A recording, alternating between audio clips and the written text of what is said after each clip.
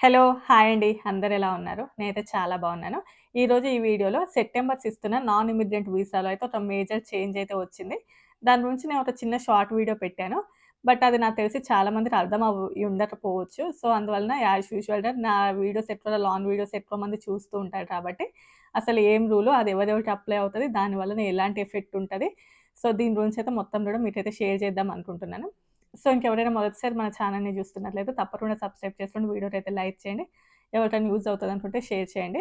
So, US government third country నేషన్‌ని ఇక ముందు నుంచి ఉండదు. అది సెప్టెంబర్ 6 నుంచి అమల్లోకి వస్తది అని చెప్పారు.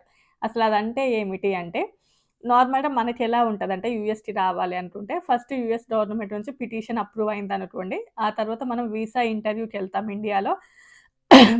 ఏ కంట్రీ వాళ్ళైతే ఆ కంట్రీలో వీసా ఇంటర్వ్యూకెళ్తారు. ఏదో ఒక ట్రాన్స్‌లేటర్ హైదరాబాదా, చెన్నయ్య, ముంబయ్య ఏదో ఒక దగ్గరికి వెళ్ళేసి వీసా స్టాంపింగ్ చేపించుకుంటాం. ఇంటర్వ్యూకి అటెండ్ అవుతాం. అంతా ఓకే అయిన తర్వాత యూఎస్‌కి వస్తాం.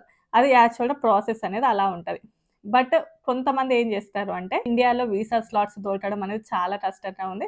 కొంచెం వేరే కంట్రీస్‌లో అయితే కొంచెం తక్కువ టైం పడుతుంది అని చెప్పేసి వేరే కంట్రీస్‌కి వెళ్తూ ఉంటారు. అది సింగపూర్ కానియండి ఏదో ఒక కంట్రీకి. అంటే ఇండియాలో ఉన్నవాళ్ళు వేరే కంట్రీకి వెళ్లి కూడా వీసా ఇంటర్వ్యూకెళ్ళేసి వీసా స్టాంపింగ్ చేపించుకొని యూఎస్‌కి రావచ్చు. అది ఓకే. ఇది వ్యాలిడ్ అన్నట్టు. వ్యాలిడ్ ప్రాసెసే ఉండేది మొన్నటి వరకు కూడా. సో, ఇలాగ ఏంటి అంటే వేరే కంట్రీకి వెళ్ళేసి ఇలా వీసా మీద స్టాంపింగ్ చేపించుకోవడం, వీసా ఇంటర్వ్యూకి వెళ్ళేసి రావడం దానిని థర్డ్ కంట్రీ నేషన్ అని అనేవాళ్ళు. అంటే మనము ఇండియన్స్‌మైనా కూడా వేరే కంట్రీకి వెళ్ళేసి ప్రాసెస్ చేసుకొని రావచ్చు. అది ఇప్పటి వరకు ఓకే. అది రూల్ ఓకే. అది పెద్ద ప్రాబ్లమ్ ఏమీ ఉండేది కాదు. బట్ ఇక ముందు నుంచి యూఎస్ గవర్నమెంట్ ఏం చేసిందంటే, ఆ రూల్‌నయితే తీసేసింది. సో, అంటే ఇప్పుడు మనము ఇండియా అనుకోండి. ఓన్లీ ఇండియాలో తప్ప వేరే ఏ ఇతర కంట్రీకి వెళ్ళకూడదు. ఫర్ ఎగ్జాంపుల్ హెచ్-1బీ ఉన్నారనుకోండి. వాళ్ళు కూడా రీస్టాంపింగ్ చేపించుకోవాలి అని అనుకున్నారనుకోండి. అప్పుడు కూడా వేరే ఇతర కంట్రీస్ అంటే యూఎస్‌కి పక్కనే ఉన్నటువంటి కెనడాకి కానియండి, మెక్సికోకి కానియండి ఇలా వెళ్ళేసి రీస్టాంపింగ్ చేపించుకుంటూ వస్తారు.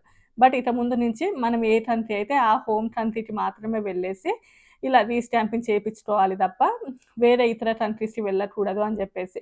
ఇందులోపల ఒక ఎక్సెప్షన్ ఉంది. అంటే ఫర్ ఎగ్జాంపుల్ మనము వేరే కంట్రీ రెసిడెన్స్ అనుకోండి దెన్ ఓకే. అంటే ఫర్ ఎగ్జాంపుల్ మనం ఇప్పుడు సింగపూర్‌లో ఉన్నాం. సింగపూర్‌లో వర్క్ చేస్తూ ఉన్నాము. బట్ మనం ఇండియా వాళ్ళం. మన ఇండియన్ సిటిజన్స్‌మి.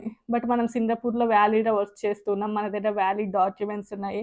ఐడీస్ అన్నీ కూడా సింగపూర్‌వి ఉన్నాయనుకోండి. మనం సింగపూర్‌లో కూడా ప్రాసెస్ చేసుకోవచ్చు. అది వ్యాలిడ్ అన్నట్టు. అంటే మనం వేరే కంట్రీకి రెసిడెన్స్ లాగా ఉంటే మనం చేసుకోవచ్చు కానీ మిగతా వాళ్ళు మాత్రం అలా వేరే ఇతర కంట్రీకి వెళ్ళేసి అయితే ప్రాసెస్ అయితే చేసుకోకూడదు. సరే మరి దీనివల్ల పెద్ద ఇంపాక్ట్ ఏముంటది అంటే చెప్పా కదా! మనకి ఇండియాలో చాలా వరకు కూడా వెయిటింగ్ పీరియడ్ ఉంటది. వీసా స్లాట్స్ దొరకడం అనేది చాలా కష్టంగా ఉంటది. కొంతమంది కొంచెం మనీ ఉన్న వాళ్ళు కానియండి, లేకపోతే పేరెంట్స్ ఎవరైనా కొంచెం త్వరగా యూఎస్‌కి రావాలి అనుకున్నా, ఇంకా కొంతమందికేంటంటే ఈ ఎల్-1 ప్రాసెస్ కానియండి, ఈవెన్ హెచ్-1బీలో కానియండి, ఇలా ఏంటంటే కొంచెం త్వరగా యూఎస్‌కి వస్తే బావుంటది అనేవాళ్ళు వేరే కంట్రీస్‌కి వెళ్తూ ఉంటారు. ఫర్ ఎగ్జాంపుల్ ఎల్-1 వీసానే ఉందనుకోండి, వీళ్ళని రీప్లేస్ చేస్తూ ఉంటారు వేరే వాళ్ళు. సో, వన్స్ వాళ్ళొచ్చే వరకు ఇక్కడ వీళ్ళుంటారు కదా! సో, వీళ్ళకే ఎక్స్‌టెన్షన్స్ చేయకుండా ఏంటంటే వాళ్ళు కొంచెం ప్రాసెస్ త్వరగా చేసుకొని రావాలి. ఆల్‌మోస్ట్ యూఎస్ ఆపర్చునిటీ వచ్చిందంటే ఎవరు అంత త్వరగా వదులుకోలేరు కాబట్టి తప్పకుండా ప్రాసెస్ త్వరగా చేసుకోవాలి. సో, వీసా స్లాట్స్ ఎక్కడ దొరుకుతాయో దానికోసం చాలా వరకు ప్రయత్నం చేస్తూ ఉంటారు. అది ఏ వీసా వాళ్ళైనా కూడా. అది అట్‌లీస్ట్ ఇంక మనకి మొదట్లోనే వీసా ఓకే అయిందంటే ఆ యాంగ్జైటీ అది చాలా ఎక్కువగా ఉంటది కాబట్టి చాలామంది అలా వేరే కంట్రీస్‌కి వెళ్లి చేసుకుంటారు. ఇప్పటివరకు ఫ్యాక్ట్స్ ప్రకారం చూసుకుంటే ఆల్‌మోస్ట్ 100లో ఒక 10-15 మంది ఇలా వేరే కంట్రీస్‌కి వెళ్ళేసే ప్రాసెస్ చేసుకుంటూ ఉన్నారంట. సో, దీనిని బేస్ చేసుకొని ఏంటంటే, ఇది తప్పకుండా చాలా వరకు కూడా ఇంపాక్ట్ అయితే ఉంటది. అంటే మనం ఎక్కడో ఒక దగ్గర ప్రాసెస్ చేస్తున్నాంలే అనుకునే వాళ్ళకి. సో, ఇక ముందు నుంచి అది ఉండదు కాబట్టి ఇది కొంచెం ఇబ్బందిగానే అనిపిస్తది. మెయిన్‌లీ కొంచెం పేరెంట్స్‌కి కానియండి, లేకపోతే యూఎస్‌కి త్వరగా వద్దాం, ఎక్కడో దగ్గర ప్రాసెస్ చేసుకుందాం అనుకునే వాళ్ళకైతే ఇది తప్పకుండా ఇబ్బందిగా ఉంటది. అండ్ నెక్స్ట్ ఇంకా చాలామంది ఏంటంటే, I-94కి దీనికి సంబంధం ఉంది అని అనుకుంటున్నారు. I-94కి దీనికి అసలు ఎలాంటి సంబంధం లేదు. ఎందుకు అంటే, మనము I-94 అనేది యూఎస్‌లోకి వచ్చిన తర్వాత మనకి ఇష్యూ చేస్తారు I-94 అనేసి. సో, అప్పుడు కొంతమంది ఏం చేస్తారు అంటే, I-94 ఎక్స్‌పైర్ అయిపోయిన తర్వాత కెనడాకి కానియండి, మెక్సికోకి కానీ వేరే ఇతర కంట్రీకెళ్ళేసి మళ్ళీ యూఎస్‌లోకి ఎంటర్ అవుతూ ఉంటారు. అప్పుడు మనకు I-94 అనేది వస్తది. సో, అలా మనం వేరే ఇతర కంట్రీకి వెళ్ళొచ్చు. దానికి ఈ వీసా ఎక్స్‌టెన్షన్స్ అప్పుడుకి ఈ వీసా ప్రాసెసింగ్‌కి దీనికి దానికి ఏమి సంబంధం లేదు. అది డిఫరెంట్, ఇది డిఫరెంట్. సో, మనం I-94 ఎక్స్‌పైర్ అయింది కాబట్టి వేరే కెనడాకి కానియండి, మెక్సికోకి కానివ్వండి వెళ్ళేసి యూఎస్‌కి రావచ్చు. అది యాజ్ యూజువల్‌గా ఇంతకుముందు ఎలా ఉందో అలానే ఉంది. అందులోపలైతే ఎలాంటి మార్పు లేదు. సో, అది డిఫరెంట్ అండ్ ఇది కూడా డిఫరెంట్. నెక్స్ట్ వచ్చేసి ఇది అన్ని రకాల నాన్ ఇమిగ్రెంట్ వీసా వాళ్ళకైతే వర్తిస్తది. Except diplomatic or executive type వీసాలకు తప్ప.